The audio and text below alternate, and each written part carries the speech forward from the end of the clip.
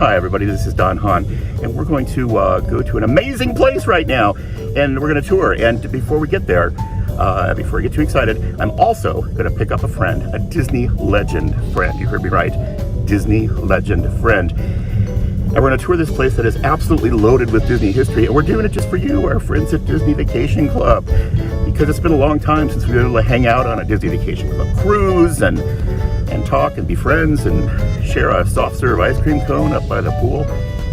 So we're doing this just to say hi, stay in touch, we love you, and now here we go, strap in for adventure.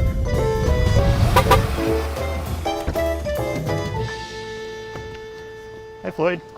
Whoa, how you doing? Holy smokes, this is amazing. We thought we'd buy you a new house. Well, thank you very much. You're very welcome. Come on over, let's take a look. Okay. Surprise, this is Walt Disney's house that he built in 1932. Wow. I know.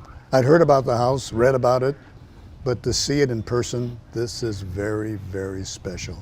It was before Snow White. You know, it's before, I think before like Three Little Pigs were around that time. So he's like coming home from the Snow White premiere to this house. And then he lives here all the way through the war, all the way through Dumbo and Fantasia. And yeah. It's crazy. Let's go inside and see what's going on. Let's go inside. This is so fun. Ooh. Hope the alarm's not on. Yes. Oh, man. Look at this. Wow. Talk about Disney magic. I know. Isn't that amazing? Is magical. It's like real Disney magic. Yeah. This is out of a fairy tale. I know. A real life fairy tale. Look at the ceiling. Wow. It's like all original. Yeah. Yeah, it's like living Disney history. Yeah. Good grief. Takes you back. All the way back. Now we'll go from here into the living room. Okay. Okay, here's a question. If you were your 15-year-old self and were standing right where you are right now, like what would you be thinking? You're in Walt Disney's home, and you know, you would almost expect Walt to come walking out from someplace, somewhere. Crazy, you know, yeah. And Walt saying, "What are you doing in my house?" Totally. And you're in Santa Barbara and come to work for the studio, and he kind of plucks you up into the story department, doesn't he? Not right away. Oh, no, tell me about that. I came to Disney like all the other young boys and girls to be an apprentice in-betweener. Right. And that's where everybody started, at the bottom. Mm-hmm. So keep in mind, I was at Disney a decade before Walt Disney even knew I was there. Started in 1956. Mm-hmm. It wasn't until 1966 that our paths crossed. Wow, yeah. Really? So right at the end of his life then? Yeah, really. It was the last year of Walt's life. Didn't know it at the time. Yeah. Nobody knew. Yeah. But yeah, that's when I got recruited for the story department. You must have been like amazed, shocked, and thrilled. All of the above. That is for certain. You know, I learned a lot from Walt Disney. Walt had a way of asking very interesting questions, and he's a tough guy to second guess. A lot of the times people thought he was grumpy and grouchy and didn't want to be bothered, but it wasn't that. It's because he was lost in thought. Yeah. He was deep in thought, thinking about some project or plan he wanted to do, some film he wanted to make. That's why it was hard to pin down exactly who Walt Disney was, because he was all those things. So we're in his living room, and you think the history that must have happened in here. Yeah. Stokowski sat here while they were making Fantasia. Yeah. World War II. You know, you have to remember this was when Mickey Mouse was a huge hit. Yeah. The Depression was on, the financial depression. Yeah. So this house was built by unemployed carpenters and laborers, and he had a studio full of unemployed artists that were making Mickey Mouse shorts. And they were doing so well because everybody wanted to kind of escape the depression, which I think is so incredible. There's a screening room here. I mean, I looked before we came, and we have to go find it because I think it's just around the corner. Again, I'm always amazed by how tight and compact this little home is. When you see some of the massive homes that are being built today. Okay, here it is. Oh, cozy. This is the place. Yeah. Let's go open those doors. I'm going to have you open them because then if anybody gets kicked out, it would be you. Yeah. Oh, look at that. Oh, cool. The screen is here still. Amazing. Is that the original screen? It looks like it. It looks like it hasn't been changed. Yeah, it's kind of rumpled and wrinkly and stained. That is so cool. And speaking of screening films, did you know that in the 50s, any Disney employee could check out a 16mm print of a Disney feature film? Even in the 70s when I started. Really, really. And what did you do? Did you take them home for parties and things? Yeah, you know, a kid's birthday party, holiday celebration. All you needed was, and I happened to have my own 16mm projector.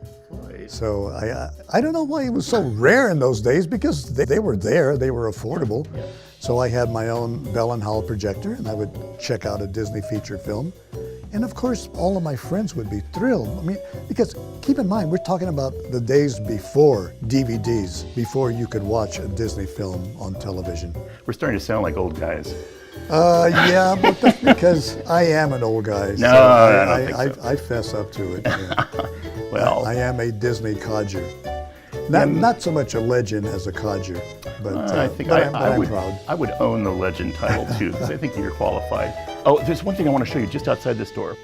Yeah, there's that picture, really famous picture, the most famous picture of Walt with Mickey Mouse's shadow on the wall.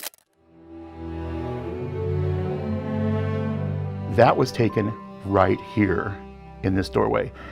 And the silhouette of Mickey was here? Was in this window.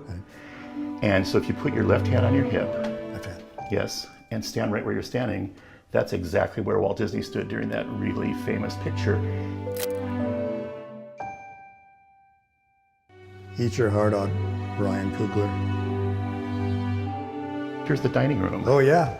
You know, you can think of like Princess Aurora might be having tea here. It kind of looks like it, yeah. You get very much. And there's another ceiling. Yeah. Look at that.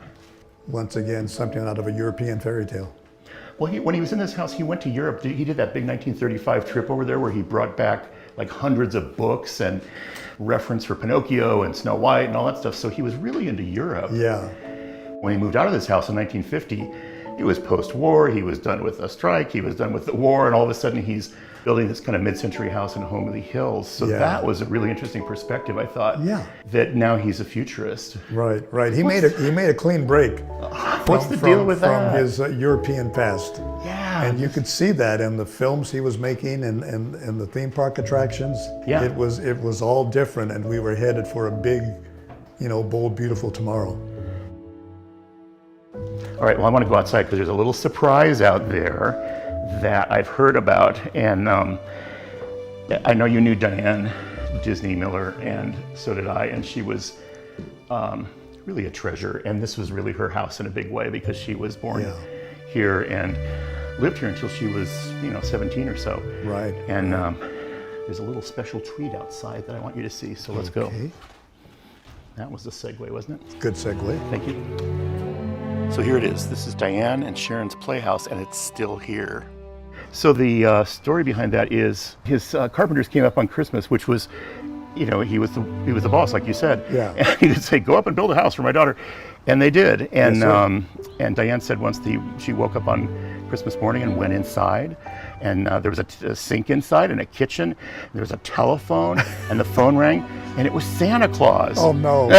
On the phone in her own house. So it's unbelievable it's still here, but there it is. That's Diane's little playhouse. That's what happens when your dad is Walt Disney.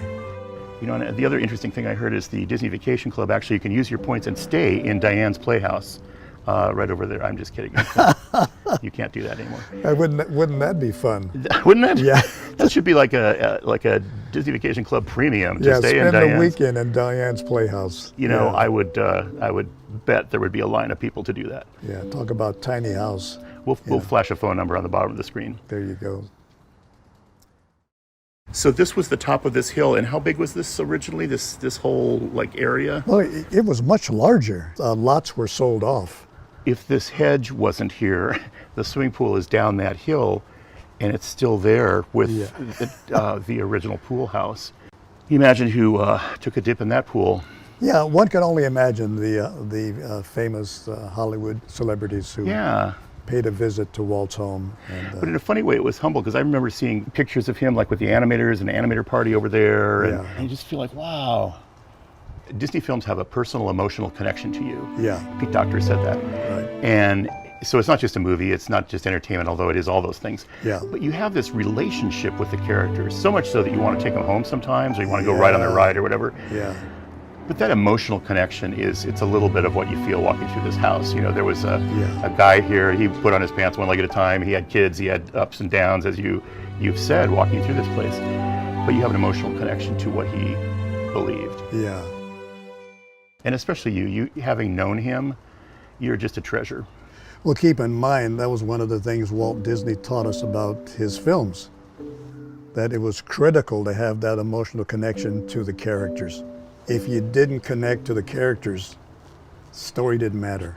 Yep. Yeah, and he told us that any number of times. He said, forget about the story.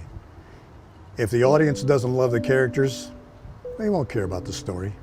I think what makes the Disney films work is, I think it's Walt's own philosophy. It's Walt's own belief. He was an optimist. He was incredibly optimistic. I mean, yeah, Walt was a dreamer and a builder, but he was also an optimist. He always saw the good in things. Yeah. And he always looked for that happy ending. And he knew that was achievable, that you could make dreams come true, that you could build a future that was worth having. Walt believed it. He truly believed it. And I think he's encouraging us to share that belief. That philosophy is still alive. Exactly. Wow. Thanks for coming with me. You bet. My pleasure. It's been a pleasure. I loved every minute of it. Thanks, everybody. See you next time.